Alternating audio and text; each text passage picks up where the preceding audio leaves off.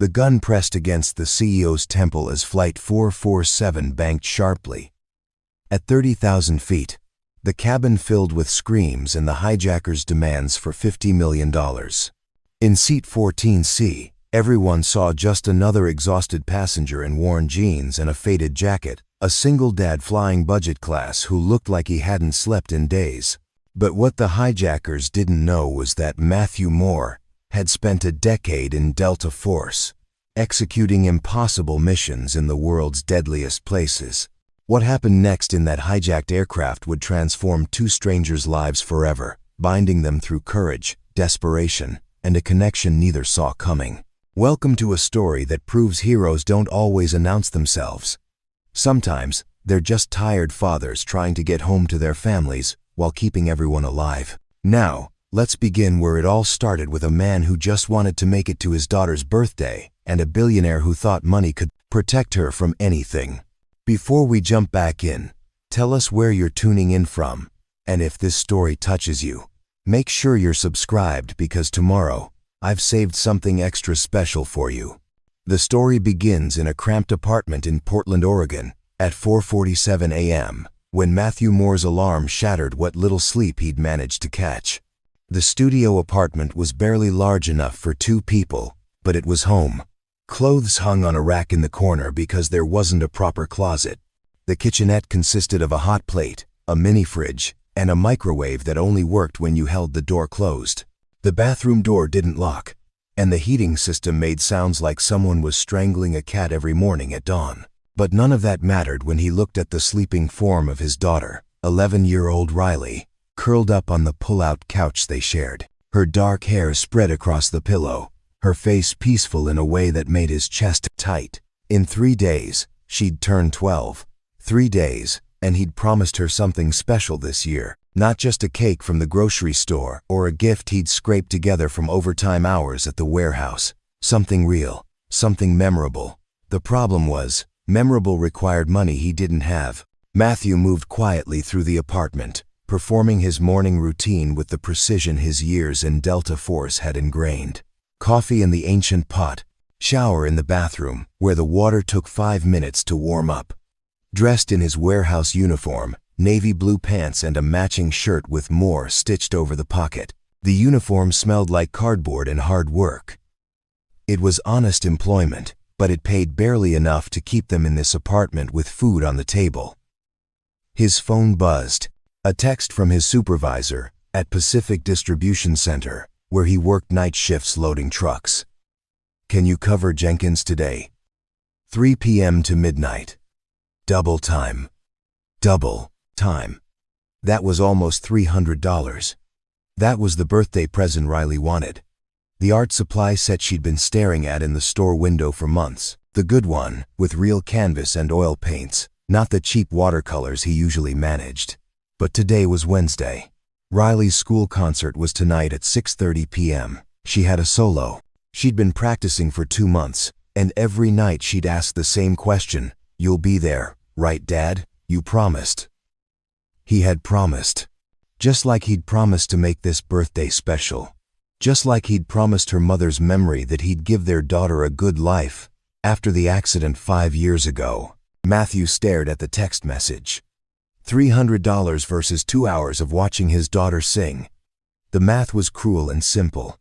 He needed the money desperately. The rent was due in a week, and he was short by $200. The art supplies were another $150.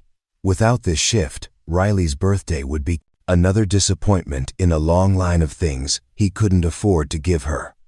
His finger hovered over the reply button. Dad? Riley's sleepy voice came from the couch. You okay? He pocketed the phone and smiled. Yeah, baby girl, just checking the time. You should sleep more. School doesn't start for 3 hours. Can't sleep. Too excited about tonight. She sat up, her eyes bright despite the early hour. Mrs. Patterson said my solo is the best one in the whole concert. She said, I have natural talent. You do. Your mom would be so proud. He sat on the edge of the couch. Listen, about tonight. You're coming, right? You promised. It's at 6:30. You said you'd be there this time. This time. The words carried weight. He'd missed her last concert because of a mandatory overtime shift. Missed her award ceremony at school because the bus broke down and he couldn't afford the Uber. Missed too many moments because survival required sacrifices, and those sacrifices always seemed to come from the same place. "I'll be there," he heard himself say. Front row. Her smile made the lie worth it. Almost.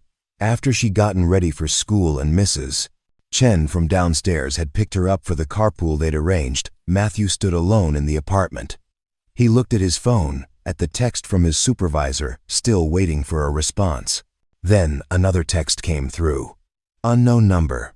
Mr. Moore, this is Bailey Warren from Keystone Executive Search. We have an urgent security consulting opportunity. Cross-country flight today. Return tomorrow. $2,500 cash. Are you available?" Matthew stared at the message. $2,500. That was 2 months of breathing room. That was Riley's birthday and rent. And maybe even fixing the heating system. That was going to fail completely any day now. "What's the job?" He typed back. "Provide discreet personal security for a corporate executive. Flight from Portland to Miami and back. Simple. Presence, low-profile protection. Your military background makes you perfect."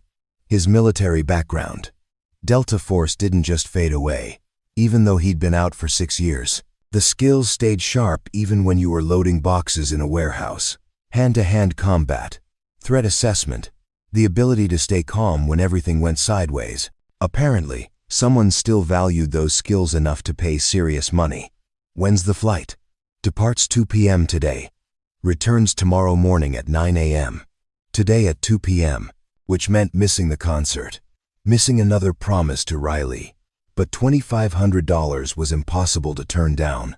That was security. That was the birthday present and rent and groceries, and maybe even a small emergency fund, so the next crisis didn't destroy them.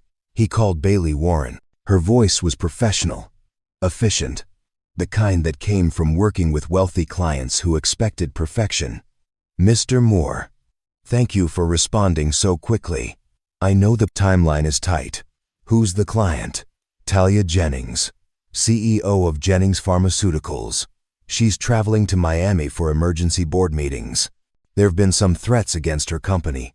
Nothing specific, but she wants additional security beyond her usual team. Someone with real combat experience who can blend in as a regular passenger." Why not use her regular security? They're already with her.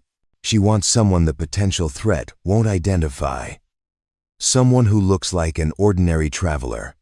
Your profile suggests you'd be perfect for that. Matthew looked around his apartment. At the water stain on the ceiling he couldn't afford to fix. At Riley's schoolwork spread across the tiny table. All A's because she worked twice as hard as other kids to make him proud. At the photograph of his late wife, Melissa, holding baby Riley in the hospital, both of them glowing with a happiness that felt like another lifetime. "I have a commitment tonight," he said slowly. "My daughter's school concert. I understand. Unfortunately, this opportunity is time sensitive. If you're unavailable, we'll need to contact our backup candidate." $2,500. Walking away from that kind of money was insane. Irresponsible. It meant another month of barely scraping by, another birthday where he couldn't give Riley what she deserved. But it also meant breaking another promise, missing another moment, teaching his daughter that money mattered more than showing up. "Make it 3,000, he heard himself say. "And I need to be back by tomorrow morning. Guaranteed. No delays. No extensions." There was a pause. 3,000 is acceptable. I'll send you the details. Flight is commercial. First-class ticket already purchased in your name. Meet at Portland International, Gate C7, by 1:30 p.m. He hung up and immediately texted Mrs. Chen. "Emergency work situation. Can Riley stay with you tonight? I'll be back tomorrow morning. I'll pay you extra." Mrs. Chen's response came quickly. Of course. Don't worry about payment. But Matthew, isn't tonight her concert? I know. Can you record it for me? Of course. She'll be disappointed though. I know, he typed, the words feeling like ash. Please tell her I'm sorry. Tell her this is for her birthday. Tell her I love her. He'd tell her himself. But he was a coward. He'd wait until she was at school, then send a text she'd read during lunch. By then it would be too late for her to try to talk him out of it. Too late for him to see the disappointment in her eyes and change his mind. $3,000. It was the right decision. The practical decision. The decision that kept them fed and housed and surviving. So why did it feel like he was selling something he could never buy back? Portland International Airport was chaos at 1:15 p.m. Matthew moved through the crowds with his small duffel bag, the only luggage he owned. Inside were 2 changes of clothes, toiletries, and the wallet that held his ID, and exactly $43 to his name. The $3,000 wouldn't hit his account until the job was complete. Standard contract terms that meant he was flying on faith and necessity. Gate C7 was in the newer terminal, the one with the expensive shops and restaurants that catered to business travelers who didn't blink at $16 sandwiches. Matthew had eaten a protein bar from the dollar store before leaving his apartment. It would hold him until Miami. Preparing and narrating this story took us a lot of time, so if you are enjoying it, subscribe to our channel. It means a lot to us. Now, back to the story. His phone buzzed, Riley's text came through, and he braced himself. Mrs. Chen told me. You promised, Dad. You promised. The capital letters hurt worse than if she'd screamed at him in person. I know, baby girl. I'm so sorry. This job means I can get you that art set you wanted. The real one. For your birthday. Please understand. 3 dots appeared, disappeared, appeared again. Finally, I don't want the stupid art set. I wanted you there. He typed and deleted 5 different responses. What could he say? That she was right? That he was failing at the one job that mattered most? That every choice felt like choosing between keeping her fed and being the father she deserved? Before he could respond, a voice cut through his thoughts. Mr. Moore. He looked up to see a woman in her mid-30s approaching. Professional attire, designer handbag, the kind of polished appearance that came from personal stylists and expensive salons. Bailey Warren. He assumed. That's me. Excellent.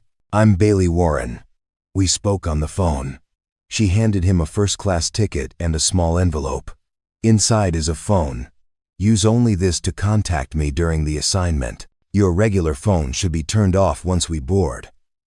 Why? Security protocol.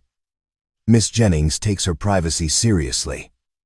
The threats against her company have included attempts at corporate espionage.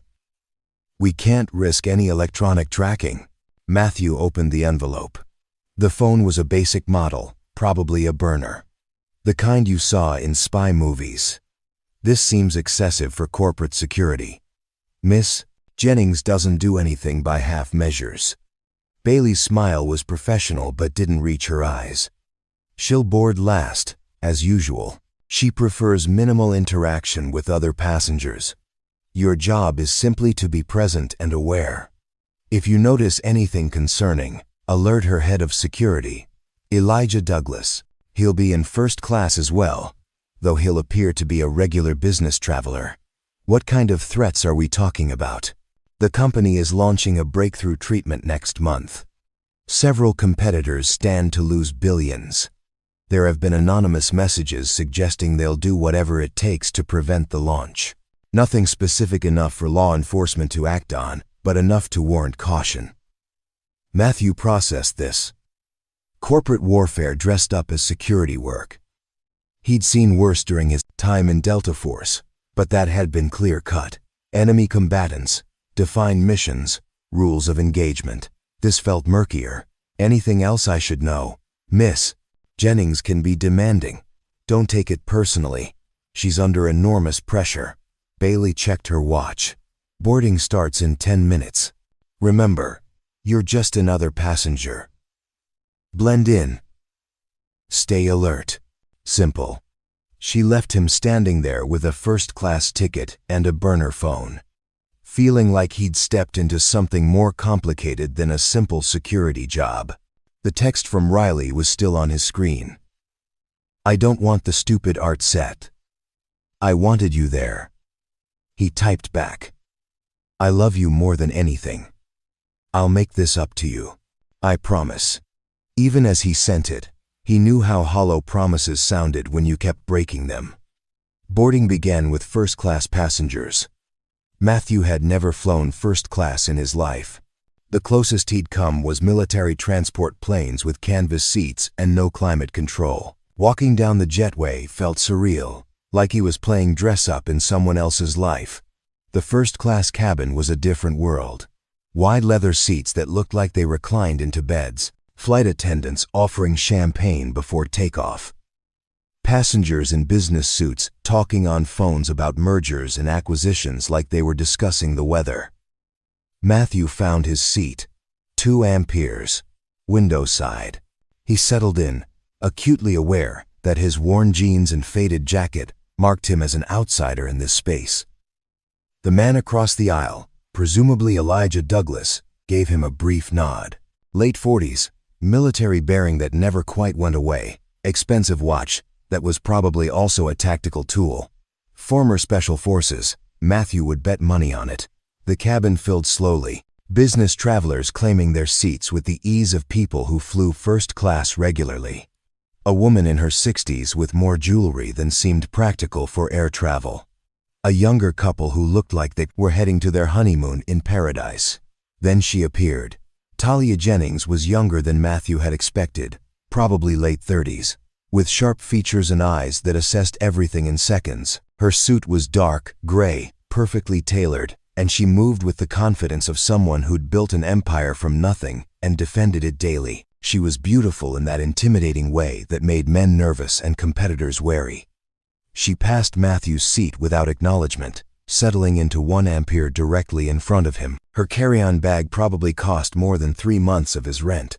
As the final passengers boarded, Matthew noticed Elijah Douglas watching everyone with the same assessment Matthew had been trained to do. Threat evaluation, exits, variables. The skills never went away, even when you were loading boxes for minimum wage. The flight attendant began the safety demonstration. Matthew had heard it 100 times during his years in service, flying to bases and deployments across the world. He barely registered the words now. His mind was on Riley. By now, she'd be in her last class before the concert, probably anxious about her solo, wondering if he'd somehow magically appear despite his text. Mrs. Chen would pick her up, take her to the auditorium, sit in the seat that should have been his. The plane pushed back from the gate. Through the window, Portland fell away beneath them. Somewhere down there, his daughter was learning another lesson about disappointment in absent fathers. Also, he could sit in a leather seat he'd never afford on his own, protecting a billionaire who probably had more security than most world leaders. $3,000, he reminded himself. $3,000, that meant stability. That meant Riley's birthday could be special. That meant the rent would get paid and maybe they could afford to turn the heat above 60 degrees this winter. But as the plane climbed into the afternoon sky, banking east toward Miami, Matthew couldn't shake the feeling that he'd just made a terrible mistake. The kind of mistake that looked good on paper but cost something you couldn't calculate in dollars. The kind of mistake that would change everything. Though he wouldn't understand that until it was far too late to turn back. The flight settled into routine at cruising altitude. The seatbelt sign dinked off, and first-class passengers began their rituals. Laptops emerged, phones were checked, drinks were ordered. The flight attendants moved through the cabin with practiced efficiency, catering to people who expected perfection as a baseline. Matthew declined the champagne and accepted water. His Delta Force training had included detailed instruction on maintaining alertness during long operations. Alcohol dulled reactions, even in small amounts. Besides, champagne felt absurd when his daughter was probably sitting in a school auditorium right now, minutes away from her solo. Scanning the crowd for a father who wasn't there, he pulled out the burner phone Bailey Warren had given him. No messages, no instructions beyond. Be present and aware. The vagueness bothered him. In the military, missions came with detailed briefings, intelligence reports, clear objectives. This felt like being told to guard something without knowing what you were guarding against. Talia Jennings sat one row ahead, her seat reclined slightly. She had a laptop open, fingers moving across the keyboard with rapid precision. Even from behind, Matthew could see the intensity in her posture. This was a woman who didn't know how to relax, who probably measured her worth in quarterly earnings and market share percentages. Across the aisle, Elijah Douglas read a financial newspaper, though Matthew noticed his eyes frequently scanned the cabin. Professional paranoia.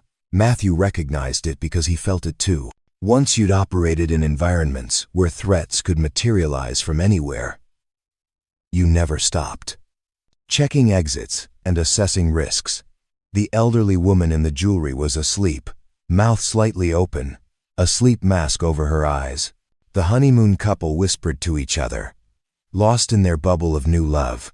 A businessman 2 rows back typed furiously on his laptop, occasionally cursing under his breath at whatever crisis he was managing from 30,000 feet. Everything seemed normal, peaceful, even. Matthew's mind drifted to Melissa, his late wife. She'd been the practical one in their relationship, the one who balanced his military discipline with warmth and spontaneity. When he'd gotten out of Delta Force, she'd been thrilled. No more deployments to places he couldn't name, doing things he couldn't talk about.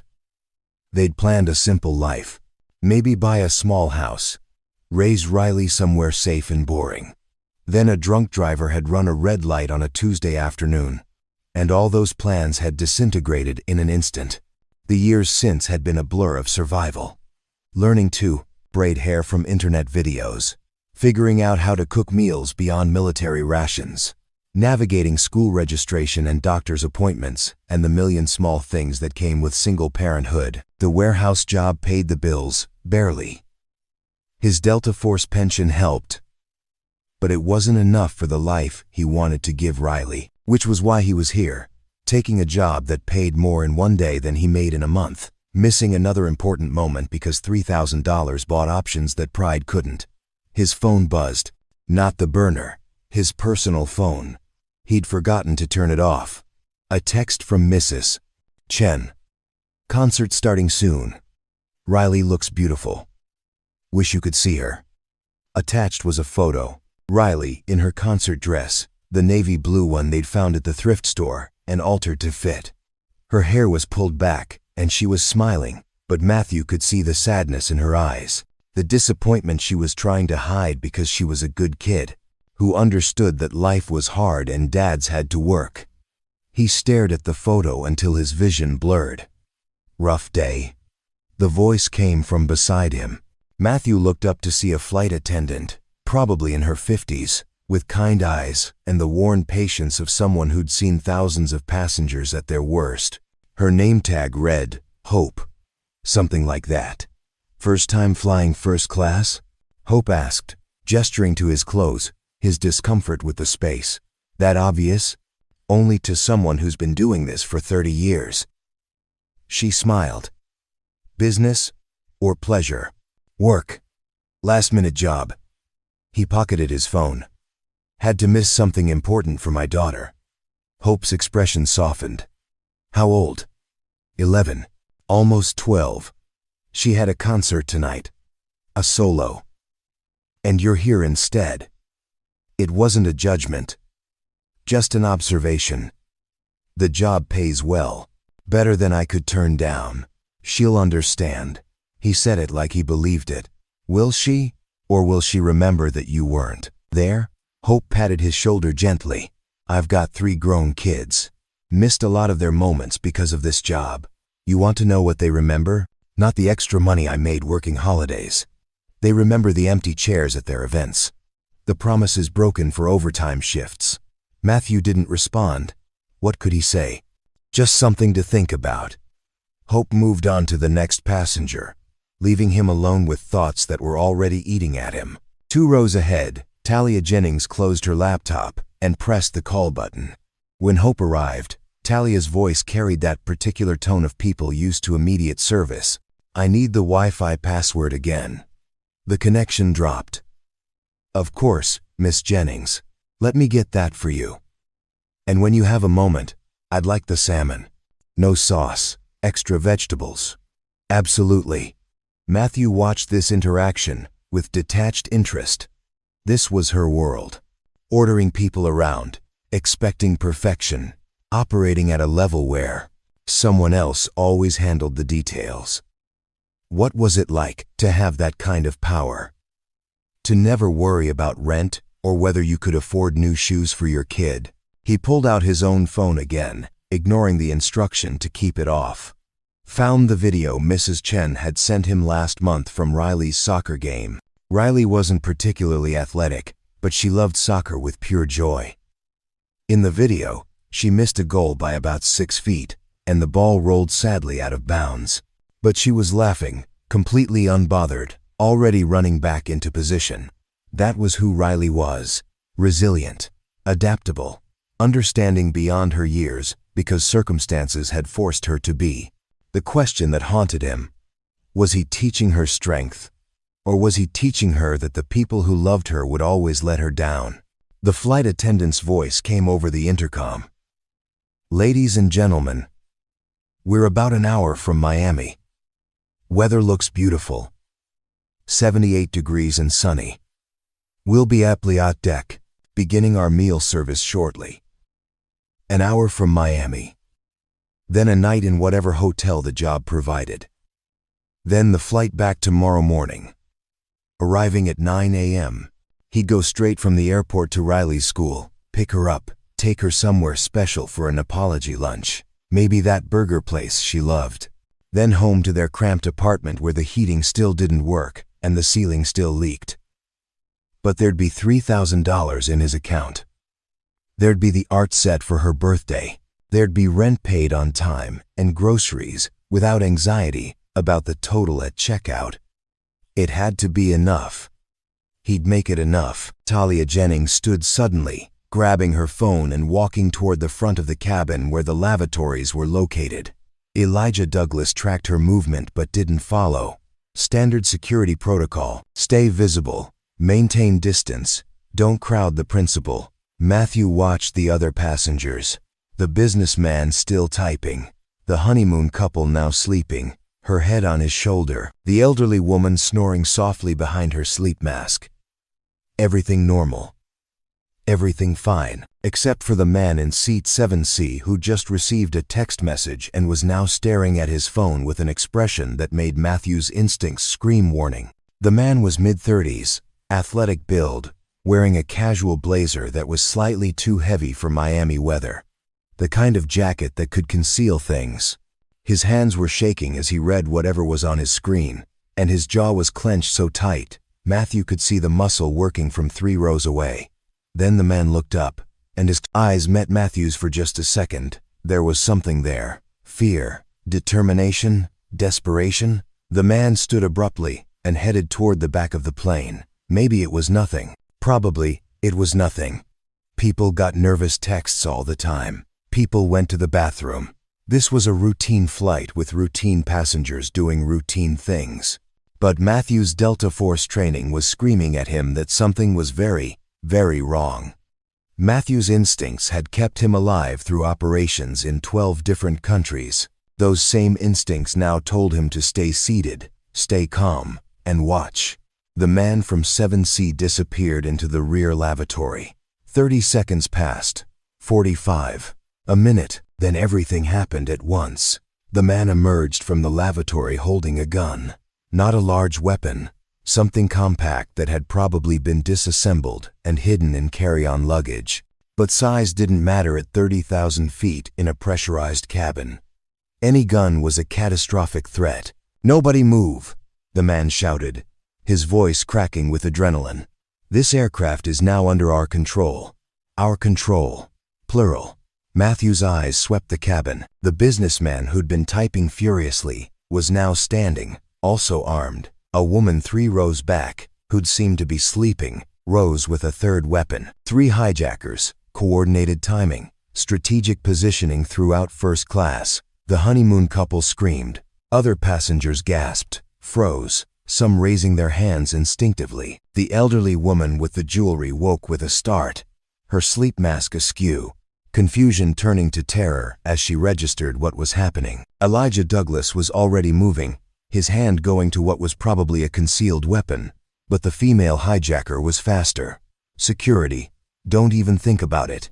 Hands where I can see them. Now. Douglas hesitated, calculating odds that weren't in his favor.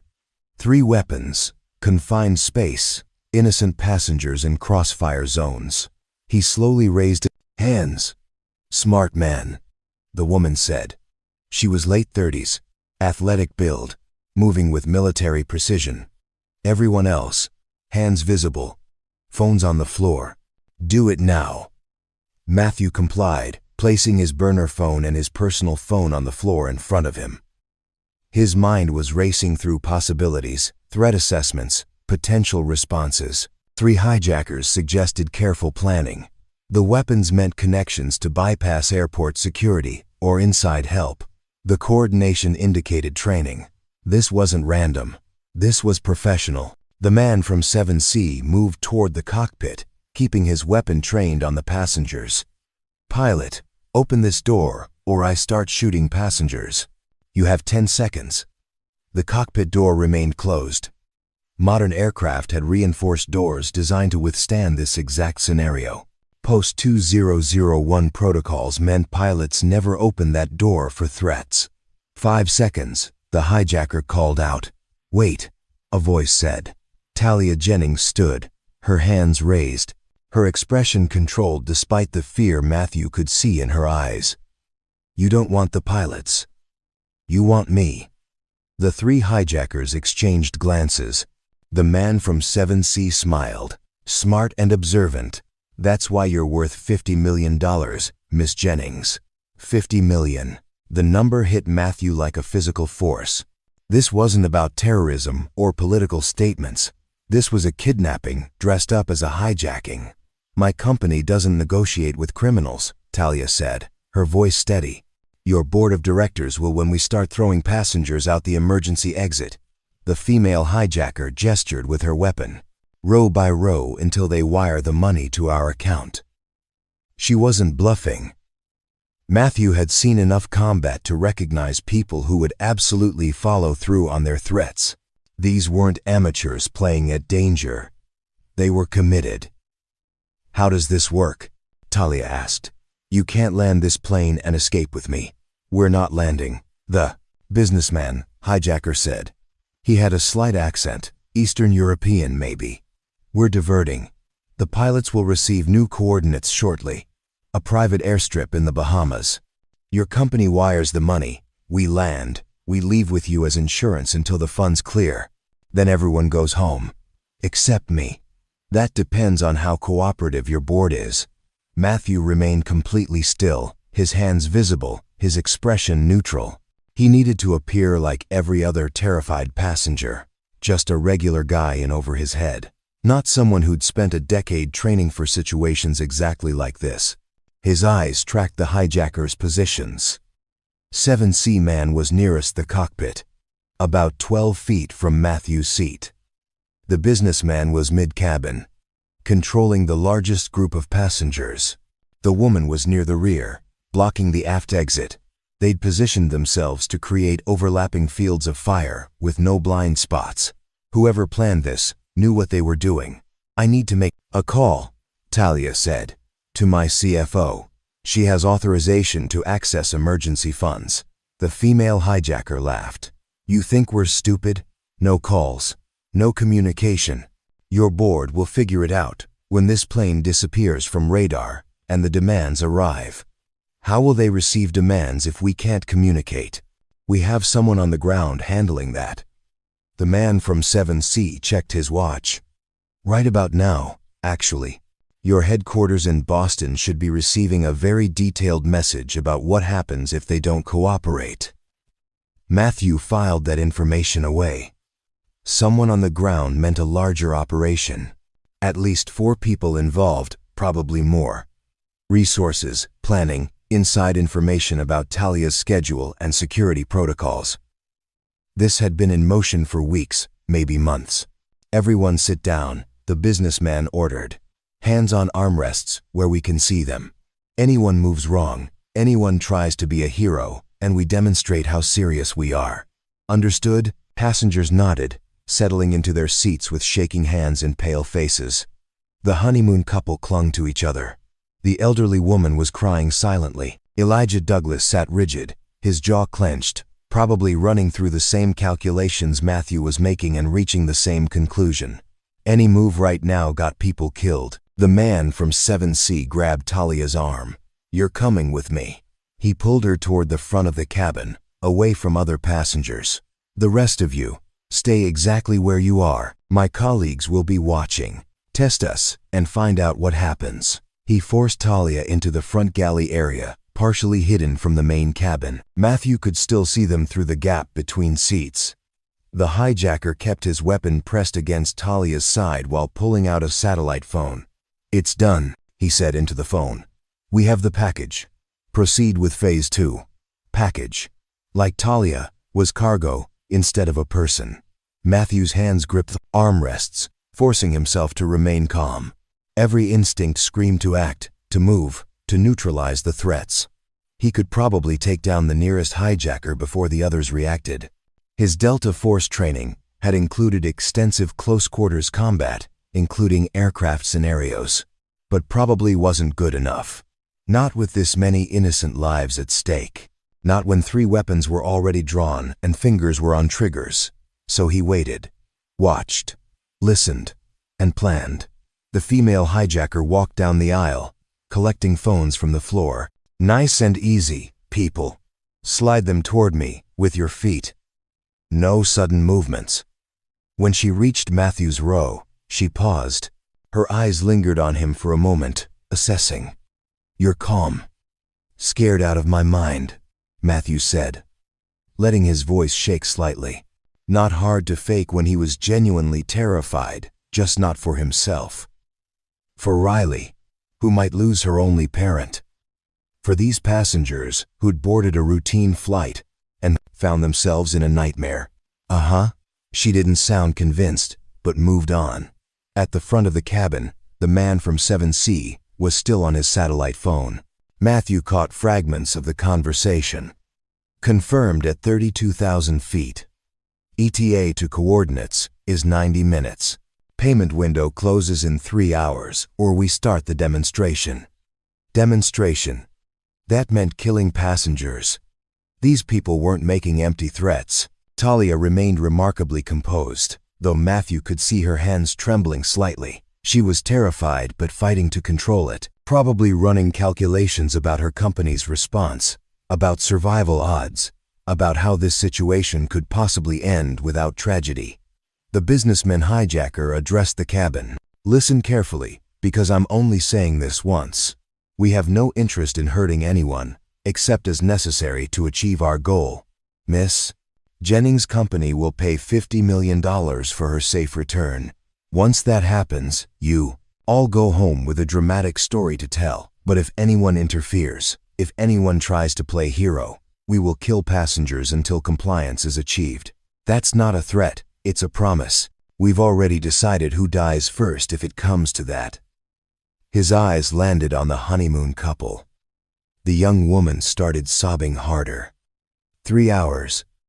The businessman continued. "That's how long you need to sit quietly and behave. 3 hours, and this is over. Can you manage that?" No one answered. What answer was there?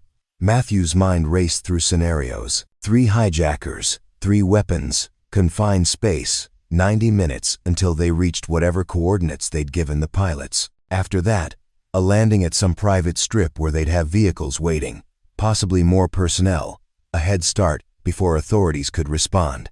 The window for intervention was closing, but intervention required the right moment, the right opening, and probably accepting that not everyone would survive. His phone buzzed on the floor where the female hijacker had left it after collecting the devices. She'd been sloppy, not properly securing them. Through the screen, visible even face down, Matthew could see an incoming text notification. From Mrs. Chen, Riley's solo was beautiful. She cried after because you weren't there. Call when you can. His daughter had cried because he'd chosen $3,000 over being present. Because he'd thought money could substitute for showing up. Now, he might never get the chance to apologize, to explain, to be the father she deserved instead of the one who kept breaking promises for paychecks. The female hijacker noticed him staring at the phone. Forget about it. Forget about everything except staying alive. That's your only job now. Matthew raised his eyes to meet hers. Understood. What he didn't say. Staying alive was exactly what Delta Force had trained him to do. And when the moment came, when that opening appeared, he'd do whatever it took to make sure everyone in this cabin had the chance to see their families again. Even if it cost him everything. 30 minutes into the hijacking, the initial terror had settled into cold dread. Passengers sat frozen, some crying silently, others staring blankly ahead. The elderly woman with the jewelry had gone pale and was breathing shallowly. Matthew worried she might be having a heart attack, but couldn't risk drawing attention by asking. The businessman hijacker had taken a position in the center aisle, where he could monitor everyone. The female operative remained near the rear exit. The man from 7C kept Talia in the front galley, his weapon never wavering. Matthew used the stillness to observe details. The businessman's watch was expensive, Swiss-made, probably $20,000. Not the accessory of someone desperate for money. The female hijacker's shoes were tactical boots disguised as casual footwear, the kind special operations personnel wore. These people had resources and training, which meant this wasn't about the money. 50 million was the cover story. Can I ask a question? Talia's voice carried from the galley. She'd found some composure, that CEO authority creeping back into her tone despite the gun at her side. Depends on the question, her captor replied. Who hired you? Because this operation cost serious money to plan and execute. The weapons, the inside information about my schedule, the coordination. Someone funded this. I want to know who. The man from 7C smiled. You really can't help yourself, can you? Always analyzing, always looking for the angle. That's what got you here, Miss Jennings. What's that supposed to mean? It means you've made enemies, powerful ones. People who don't appreciate your company's business practices. Be specific. He laughed. You developed a cancer treatment that actually works. Do you have any idea how many companies lose billions when patients stop needing their expensive drugs that barely extend life by months? You're disrupting a very profitable system. Matthew's attention sharpened. This wasn't random corporate espionage. This was about eliminating competition. So what? Talia said. You kill me, and my company continues. The treatment still launches. You've accomplished nothing except federal charges. We're not killing you, we're discrediting you. By the time this is over, you'll be painted as incompetent, reckless, responsible for putting hundreds of passengers in danger because of your poor security decisions. Your board will force you out. The treatment launch will be delayed during leadership transition, and our employers get another year to prepare their own competing products. That's insane. No one will believe I'm responsible for being kidnapped. Won't they? You fired your entire security team 3 months ago over some paranoid conspiracy theory. You've been operating with minimal protection, against everyone's advice. This hijacking just proves you're not fit to lead a company that controls life-saving medications. The narrative practically writes itself. Talia was silent for a moment. When she spoke again, her voice was harder. The conspiracy wasn't a theory. Someone on my security team was feeding information to competitors. I found proof, and fired everyone instead of just the mole. Real smart leadership there. I fired everyone because I couldn't identify which one was compromised. The leak was sophisticated. The man from 7C shrugged. Doesn't matter now. What matters is in 3 hours, your company pays $50 million. You're returned safely, and then the media circus begins. Every news outlet will run stories about the dangerous CEO whose arrogance endangered hundreds of lives. Your stock crashes. Your board removes you. Mission accomplished. Matthew processed this. They weren't planning to keep the money or kill anyone. This was pure reputation destruction. Sophisticated and cruel. There's something you should know, Talia said carefully. The person feeding information to your employers, they're still working for my company, still in a position of trust, and they're about to get caught. The hijacker's expression flickered. You're bluffing. Am I? 3 days ago, my IT security team identified unusual access patterns in our confidential files. Someone's been downloading clinical trial data, financial projections, strategic plans. We've been monitoring them, building a case.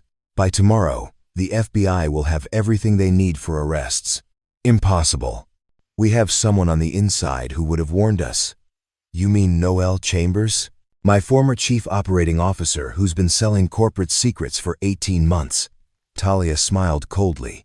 She's the one we've been monitoring. Every download, every communication with your employers, every penny she's received. All documented. The man from 7C's hand tightened on his weapon. You're lying, trying to create doubt. Call your people on the ground. Ask them if Noel Chambers showed up to work today. Spoiler. She didn't. She's currently in FBI custody. The hijacker pulled out his satellite phone with his free hand, keeping the gun trained on Talia. He dialed, waited. His expression grew darker with each passing second. Why aren't you answering? He muttered. Matthew watched this exchange with growing understanding.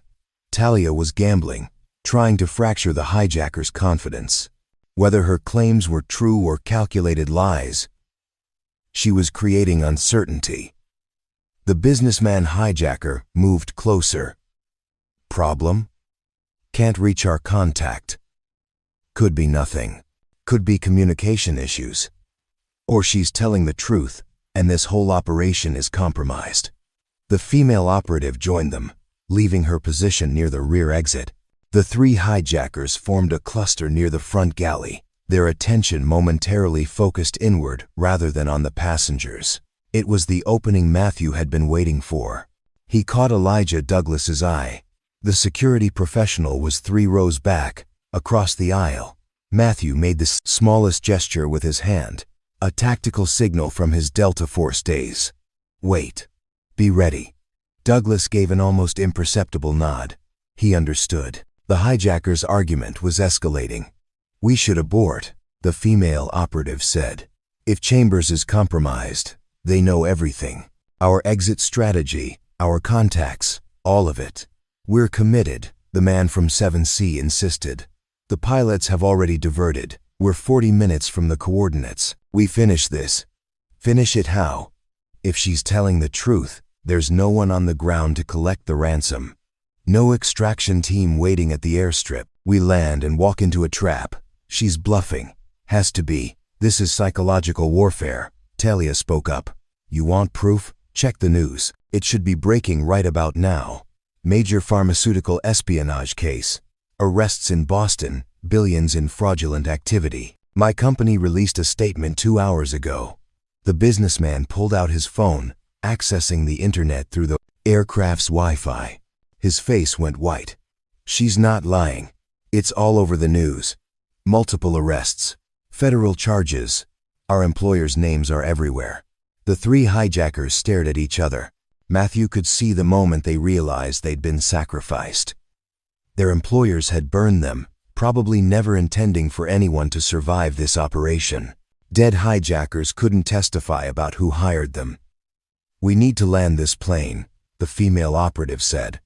Negotiate immunity in exchange for testimony against the people who set this up. They'll never give us immunity, the man from 7C said. We hijacked a commercial aircraft. We threatened to kill passengers. We're looking at life in federal prison. Better than dying when this plane runs out of fuel over the ocean. Matthew remained still, waiting. The hijackers were fracturing, their unified front collapsing under the weight of betrayal. This was when people made mistakes. There's another option, Talia said quietly. Let me help you. All 3 hijackers turned to stare at her. Help us? The businessman said. We just terrorized a plane full of people and held you hostage. And your victims too, manipulated by the same people who've been trying to destroy my company. You were told this was a simple kidnapping for ransom.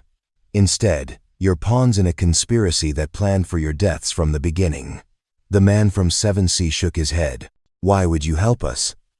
Because you have information I need. Names, documentation, proof of who orchestrated this. You testify, and I guarantee you the best legal representation money can buy. You might still serve time, but not life sentences, and the people who actually deserve to rot in prison will join you. Matthew watched this negotiation with a mix of admiration and caution. Talia was offering them a lifeline, but could they trust her? Could she trust them? How do we know you won't just have us arrested the second we land? The female operative asked. You don't. You have to take my word for it, which I know isn't worth much right now. Talia paused. But consider your alternatives. Keep going with this hijacking and hope for an outcome that was never going to happen. Or work with me to take down the people who put all of us in this situation. The three hijackers exchanged glances. Matthew could see them calculating odds, weighing options, recognizing that they were trapped either way. We need guarantees, the businessman said finally. I'll give you whatever guarantees I can. But first, we need to turn this plane around and contact authorities. Tell them we're resolving this peacefully. The longer we stay diverted, the worse your situation gets. The man from 7C looked at Talia for a long moment. Then he slowly lowered his weapon. Okay, we talk. But if this is a trick, if you're setting us up, I promise you'll regret it. No tricks, just survival. For all of us. Matthew felt the tension in his shoulders ease slightly. The immediate crisis was de-escalating. No one had to die today, but he knew better than to relax completely. Desperate people made unpredictable choices, and this situation was far from over. The shift in the aircraft's atmosphere was palpable. The three hijackers still held weapons, but they were lowered, no longer pointed directly at passengers. People remained frozen in their seats, afraid to believe the danger might be passing, terrified of doing anything that could reignite the violence. Talia stood in the galley with the man from 7C, whose name turned out to be Anthony White. The businessman was Reggie Bishop, and the female operative introduced herself as Melanie Harper. The names meant nothing to Matthew, but the way they carried themselves spoke volumes. These were professionals who'd been hired for their skills and then betrayed by their employers. We need to contact the pilots, Talia said. Tell them to resume the original flight path to Miami. And say what? Anthony asked. That we've decided to cooperate? They won't believe us. They'll think it's a trap. Then we need someone they will believe. Someone neutral. Talia's eyes scanned the cabin and landed on Matthew. You. In 2 amperes. What's your name? Matthew hesitated, then decided honesty was the best approach. Matthew Moore. What do you do, Mr. Moore? I work in a warehouse, loading trucks. Talia studied him with sharp eyes that missed nothing. You've been remarkably calm this entire time. Most people in your position would be terrified. I am terrified, but controlled, observant. You have training. What kind? Matthew glanced at Elijah Douglas, who was watching this exchange with interest. No point in lying now. Former Delta Force. Been out for 6 years. The three hijackers' weapons came up again, trained on Matthew. You're military? Melanie said, her voice tight. Former. I'm a civilian now. Just trying to get home to my daughter. A Delta Force operative happens to be on this specific flight, Reggie said. That's a hell of a coincidence. It's not a coincidence, Talia said slowly, realization dawning on her face. He's here because I hired him. Through my security contractor. He was supposed to be additional protection, someone who'd blend in as a regular passenger. You hired me. Matthew looked at her, confused. I was hired by Bailey Warren from Keystone Executive Search, who works for my head of security operations. This was part of my new security protocol. Unidentified protective personnel on the flights, people who wouldn't be obvious targets if something went wrong. Anthony laughed bitterly. So we had a Delta Force operator watching us the entire time and didn't know it. Great operational security on our part. I wasn't watching you, Matthew said. I didn't know there was a threat. I was just here to do a job and get home. You could have stopped us, Melanie said. When we first revealed ourselves, you were trained for this. Why didn't you act? Because acting would have gotten people killed. 3 weapons in a confined space with innocent passengers everywhere. The odds weren't good enough. Elijah Douglas spoke up for the first time since the hijacking began. He's right. I ran the same calculation. Any move would have resulted in casualties. So you both just sat there, Reggie said. We waited for an opening. For a moment when intervention would save lives instead of costing them. Matthew met the hijackers' eyes. That moment never came. Until now. When you're choosing to stand down, the tension held for a long moment. Then Anthony lowered his weapon again. Okay. So we have a Delta Force operator and corporate security on this plane, along with 3 hijackers who just realized they've been set up. How do we turn this into something other than a disaster? Mr. Moore, Talia said, you're trained in crisis negotiation? Some. Enough to know we need to establish credibility with the pilots and with authorities on the ground. What do you suggest? Matthew thought quickly. We need a phone call to the cockpit. One of the hijackers admits what happened, that they're standing down. Then I verify it as a neutral passenger. Then you, Miss Jennings, confirm you're safe and requesting that we return to the original flight plan. The pilots won't just take our word for it, Elijah said. They'll assume we're under duress. Probably.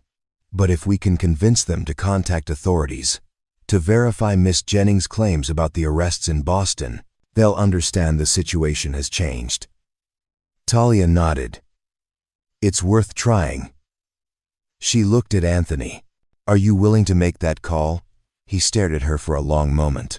If I do this, if we cooperate, I need your word that you'll follow through on legal representation, that you won't abandon us once we land.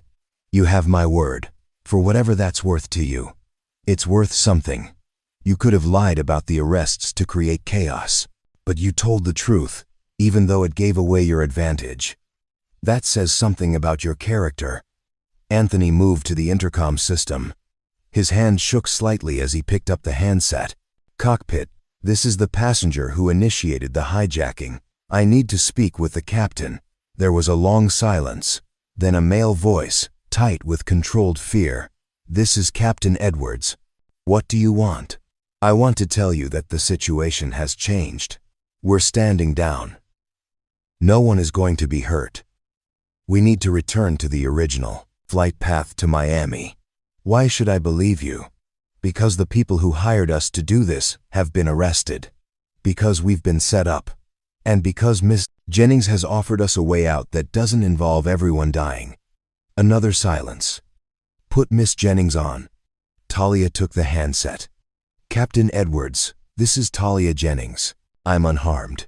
The hijackers have agreed to cooperate in exchange for information about the conspiracy behind this attack. I'm requesting that we continue to Miami where federal authorities can take everyone into custody safely.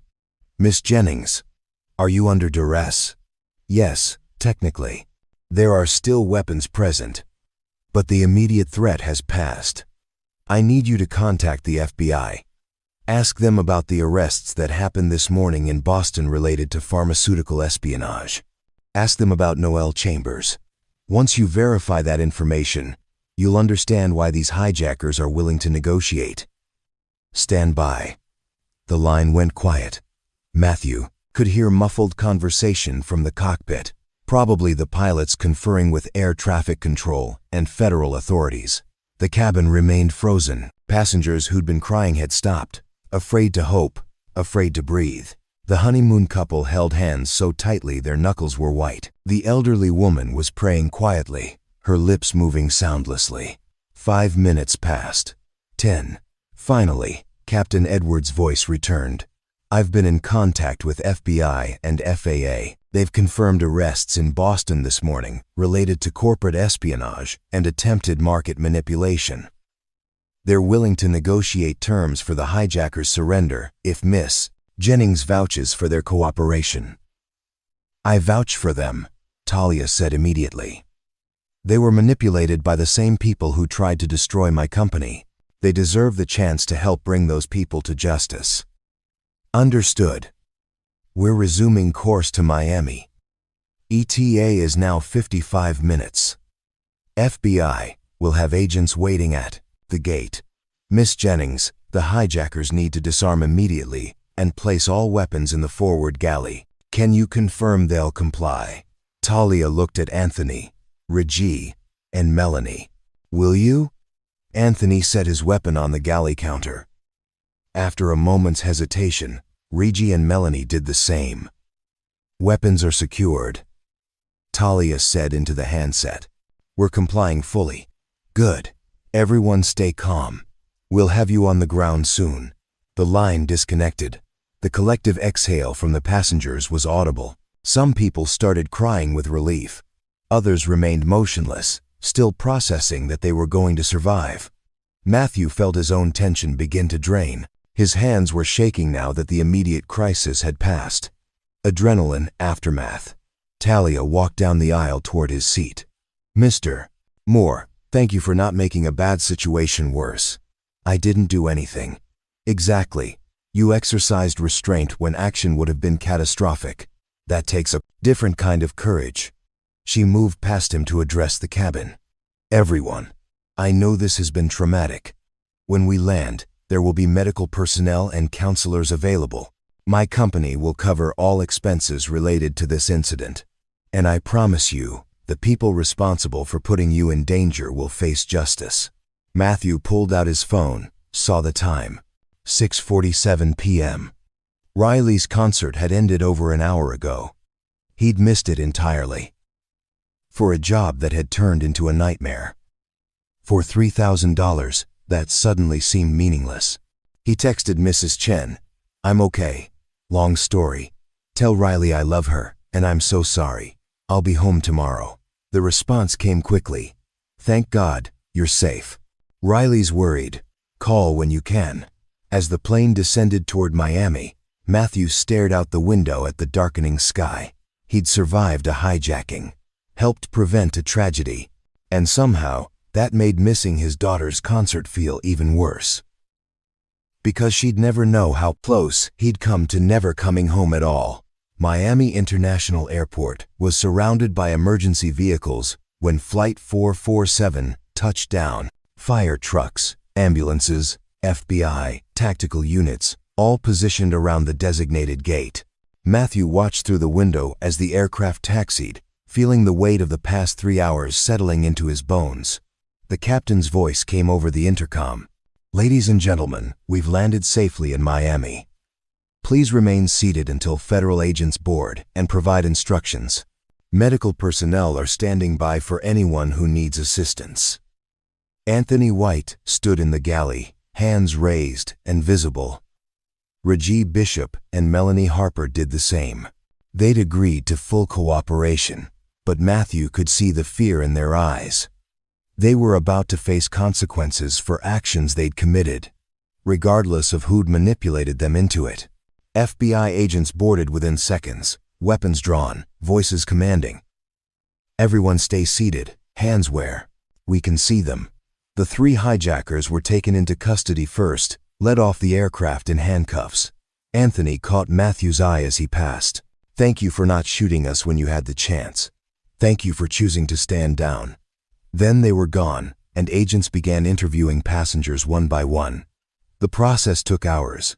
Statements, contact information, medical evaluations. The honeymoon couple was taken to the hospital for shock treatment. The elderly woman needed oxygen. Most passengers were crying or shaking or both. Matthew gave his statement to a female agent who seemed unsurprised by his military background. You're the security contractor Miss Jennings hired. Apparently, I didn't know that's what the job was. Lucky for everyone you were on board. My superiors think your presence kept the hijackers from escalating. I didn't do anything. Sometimes. That's the right call. She closed her notebook. You're free to go, Mr. Moore. We'll be in touch for follow-up interviews, but we have your contact information. Matthew stood, grabbed his duffel bag, and headed toward the gate. His whole body ached with exhaustion. It was nearly 11 p.m. Riley would be asleep by now, probably cried out and confused about why her father had missed yet another important moment. Mr. Moore, wait. Talia Jennings stood near the gate, flanked by new security personnel and what looked like a team of lawyers. She'd been questioned separately, probably given different treatment because of her status and her role as the intended kidnapping victim. Miss Jennings, we need to talk. Do you have a few minutes? He thought about the hotel room the job was supposed to provide, about the 6 a.m. flight back to Portland tomorrow. I guess. They moved to a private lounge, away from the chaos. Talia's lawyers and security waited outside, giving them privacy. First, Talia said, I'm sorry you were put in that situation. If I'd known the job posting would lead to a hijacking, I never would have approved it. Not your fault. The people who planned this are the ones responsible. Still, you signed up for simple security work and ended up in a life-threatening crisis. That deserves more than $3,000. Matthew shrugged. A deal's a deal. What if I offered you a different deal? Talia leaned forward. I need a new head of personal security. Someone with actual combat experience who can think under pressure. Someone who doesn't panic when plans fall apart. You proved today you're that person. Miss Jennings, I'm not qualified to run corporate security. I load boxes in a warehouse. Your former Delta Force. You remained calm during a hijacking. You correctly assessed that intervention would cause casualties and exercised restraint. Those are the exact qualifications I need. He almost laughed. I can't just abandon my life in Portland. I have a daughter. Responsibilities. Bring her. The job is based in Boston, where my dot and headquarters are, but it includes relocation assistance, housing stipend, and a salary of $180,000 per year plus benefits. The number hit him like a physical blow. $180,000. That was more than he'd make in 5 years at the warehouse. Why me? You could hire anyone. Ex-Secret Service, former Navy SEALs, people with actual corporate security experience. Because when those hijackers had guns pointed at innocent people, you didn't try to be a hero. You calculated risk versus reward and made the hard choice to wait. That judgment is what I need protecting my operations. Not someone who thinks every problem gets solved with aggression. Matthew thought about Riley, about their cramped apartment, about the concert he'd missed, and the birthday that was coming up. This job would change everything. Real financial security, good schools, opportunities he couldn't provide on a warehouse salary, but it also meant uprooting Riley's life. Moving across the country, leaving the only home she'd known since her mother died. I need to think about it, he said. Talk to my daughter. Of course, take a few days. But Matthew, I hope you'll seriously consider it. Today showed me I need people I can trust. People who'll tell me the truth even when it's uncomfortable. You're that kind of person. She handed him a business card. My direct number, call me when you've decided. After she left, Matthew sat alone in the lounge. His phone showed 11 missed calls from Mrs. Chen and 6 text messages from Riley. Dad, where are you? Mrs. Chen said you're okay, but won't tell me what happened. I'm scared. Please call me. Dad, please. I love you. He called immediately. Riley answered on the first ring. Dad? Hey, baby girl. I'm okay. I'm so sorry I scared you. Mrs. Chen said something happened on your flight. That you're safe but couldn't call until now. What happened? How did you explain a hijacking to an 11-year-old? There was an emergency on the plane.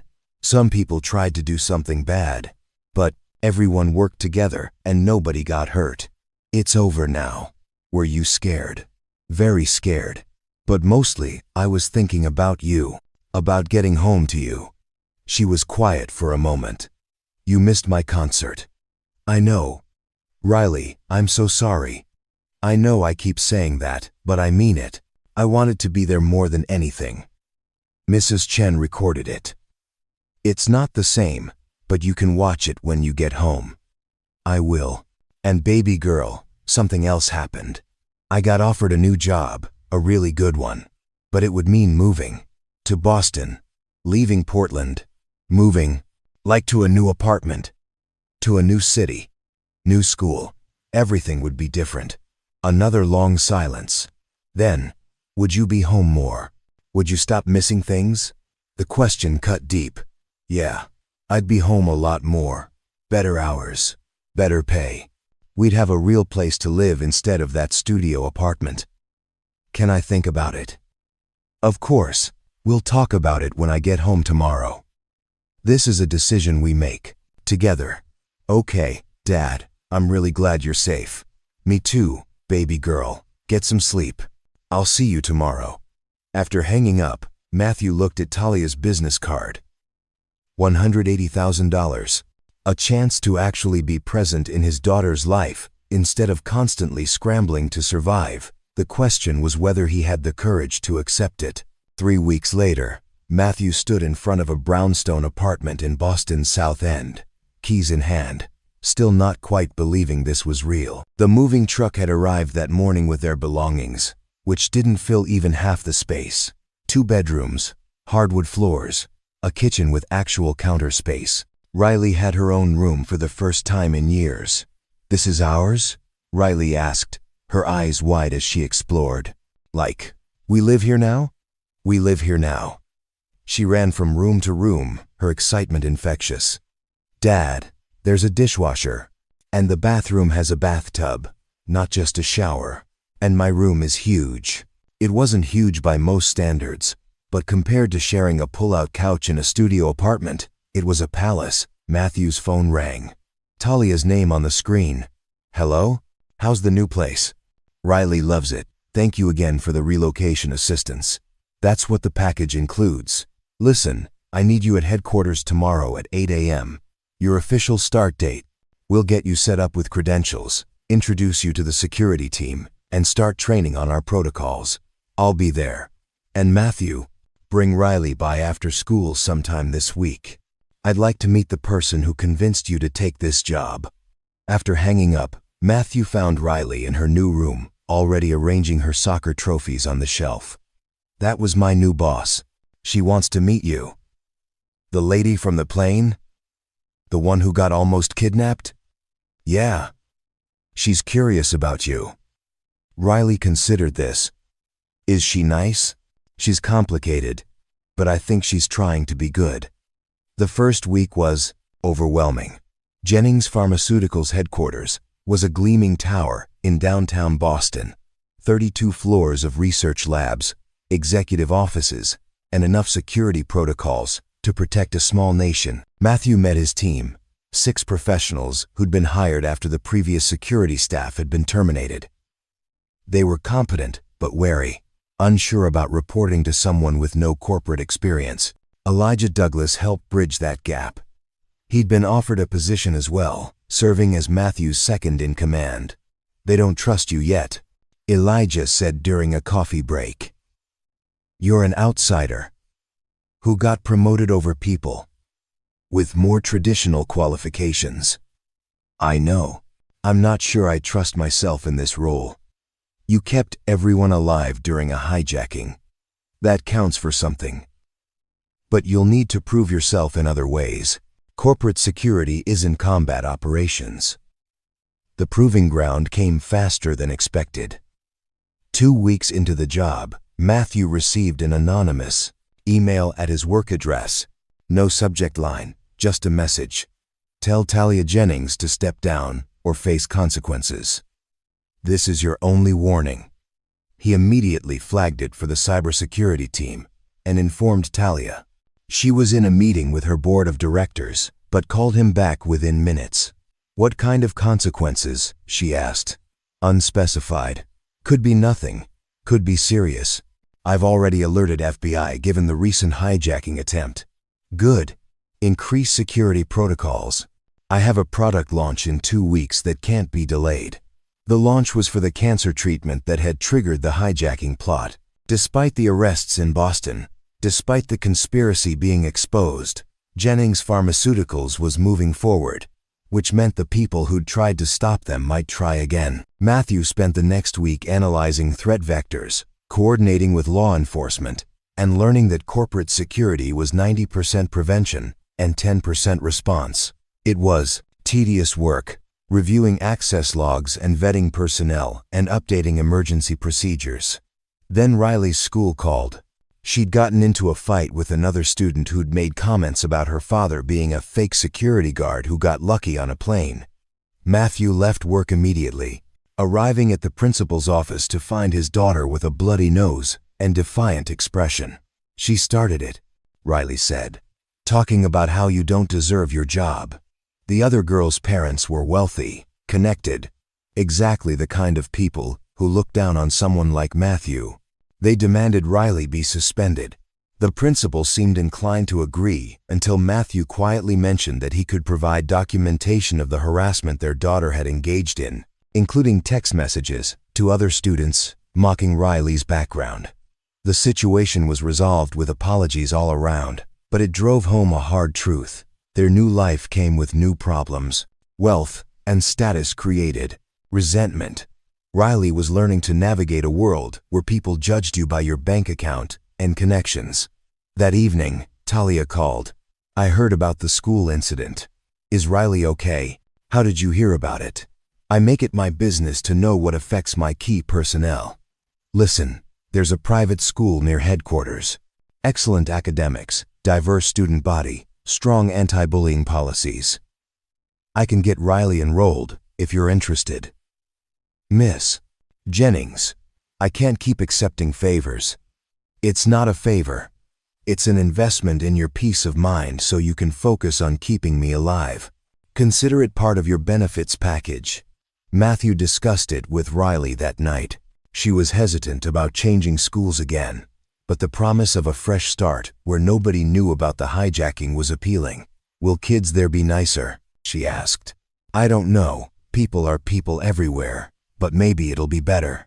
The new school was better. Smaller classes, engaged teachers, students from families who valued education over status.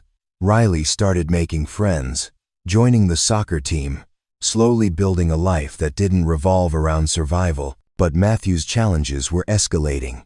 The anonymous threats continued, growing more specific. References to Talia's schedule, her travel plans, details that suggested inside information. Someone within the company was leaking again. "We have a mole," Matthew told Elijah during a late-night security review. "Someone's feeding our protocols to whoever sent these threats. How do we find them? Carefully. And we start by assuming everyone is suspect until proven otherwise." It was going to be a long few months, but as Matthew locked up his apartment that night, checking on Riley sleeping peacefully in her own room, he knew it was worth it. This life, complicated and challenging as it was, beat the alternative. The product launch was set for a Thursday morning in October, 3 months after the hijacking. Jennings Pharmaceuticals had rented the Boston Convention Center, invited medical professionals from around the world, and planned to unveil clinical trial results that would revolutionize cancer treatment. The event represented billions in future revenue and, more importantly, hope for millions of patients. It also represented the perfect target. Matthew had spent weeks coordinating security, metal detectors at every entrance, background checks on all attendees, security personnel positioned throughout the venue. But the anonymous threats had evolved from vague warnings to specific details about the event itself. "They know the floor plan," Matthew told Talia 2 days before the launch. "They referenced the stage layout and exit positions. That information isn't public. So we definitely have someone on the inside feeding them intelligence." "Yes, and I think I know who."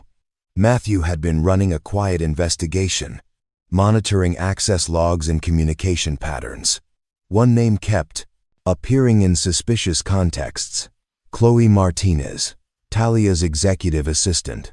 She had access to everything: schedules, security protocols, confidential files, and her bank records, obtained through FBI cooperation, showed deposits that couldn't be explained by her salary. Chloe. Talia looked stricken. She's been with me for 4 years. I trust her completely, which makes her the perfect mole. We need to confront her before the launch. They brought Chloe into Talia's office that evening with FBI agents waiting in the adjacent conference room. The assistant's face went pale the moment she saw the documentation Matthew had compiled. I didn't have a choice, Chloe said, tears streaming down her face. They threatened my family, said if I didn't cooperate, my sister would have an accident. Who threatened you? Talia asked. I don't know. All communication was through encrypted messages. They knew everything about me, about my family. I was terrified. The FBI took over from there, but the damage was done. Security protocols had been compromised. The launch event was vulnerable. Matthew recommended canceling or postponing, but Talia refused. We're not letting them win. We've worked too hard, and patients are depending on this treatment. We move forward. Matthew respected her courage, even as it terrified him. Then we change everything. New floor plan, different schedule, additional security. Make it impossible for them to execute whatever they're planning. The next 48 hours were chaos. Revising layouts, briefing security teams, coordinating with Boston PD and FBI. Matthew barely slept, running on coffee and determination. Riley stayed with Mrs. Chen, who'd agreed to move to Boston to continue helping with her after-school care. The morning of the launch, Matthew arrived at the convention center at 4 a.m. Security sweeps, final checks, positioning personnel. By 7 a.m., when attendees started arriving, everything was as ready as it could be. Talia arrived at 8:30, flanked by Elijah and 2 other security personnel. She wore a navy suit and the expression of someone about to step into battle. How are we looking? She asked Matthew. As secure as possible given the circumstances, but I'm not comfortable with this. Noted. Let's do it anyway. The event began at 9 a.m.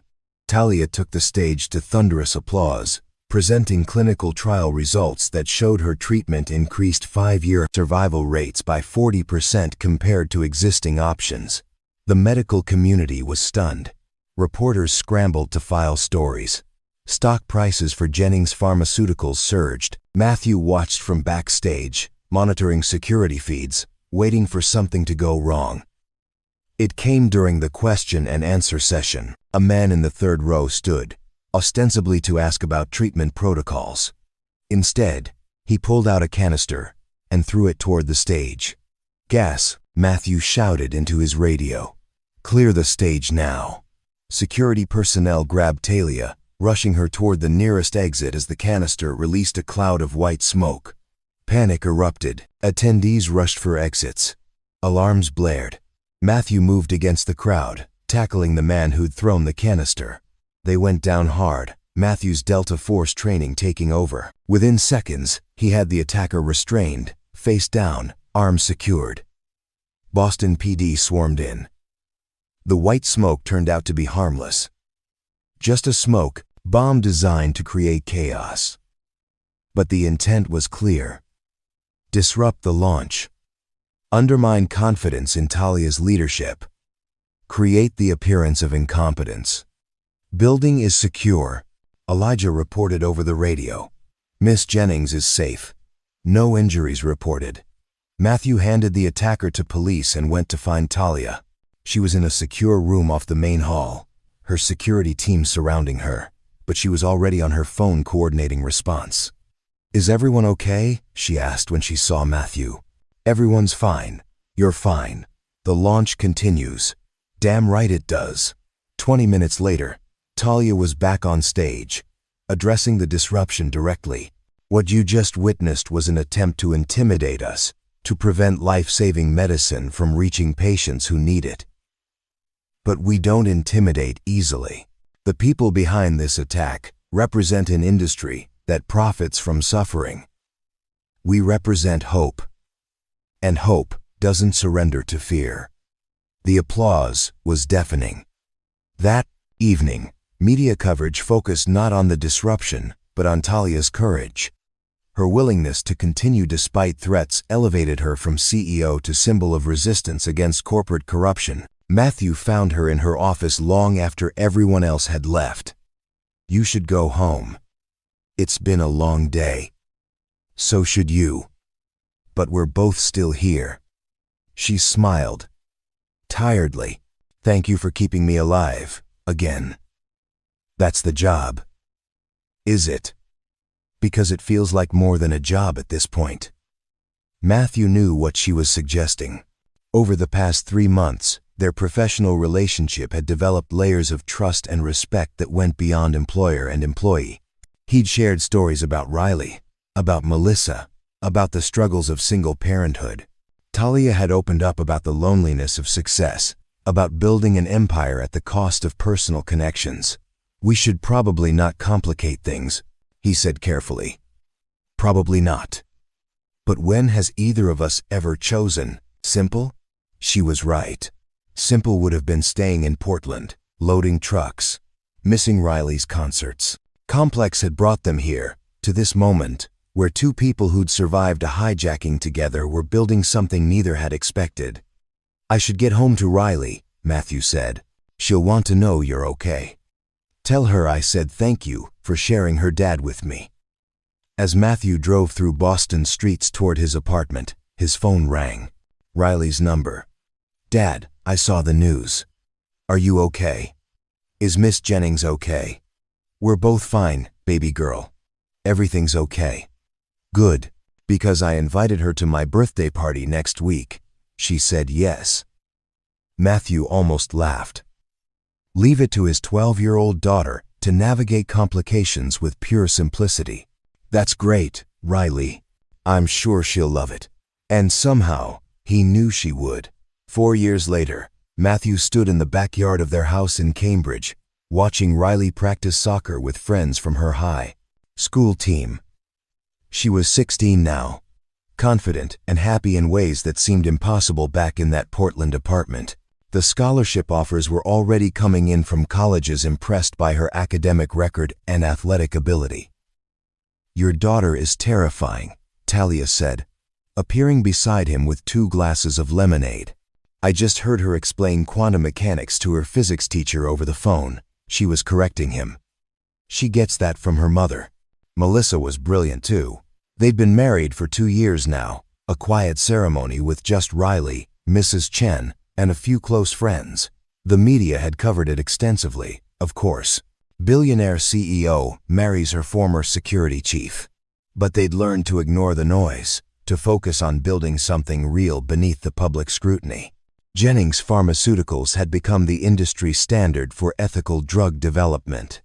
Talia's cancer treatment had saved thousands of lives and earned her recognition that included humanitarian awards and medical honors. But more importantly, she'd built a company culture that prioritized patients over profits. The 3 hijackers from Flight 447 had served reduced sentences in exchange for testimony that brought down an entire network of corporate corruption. Anthony White now ran a nonprofit focused on aviation security reform. Reggie Bishop taught ethics at a business school. Melanie Harper worked in Talia's security division, her tactical skills redirected toward protection instead of threats.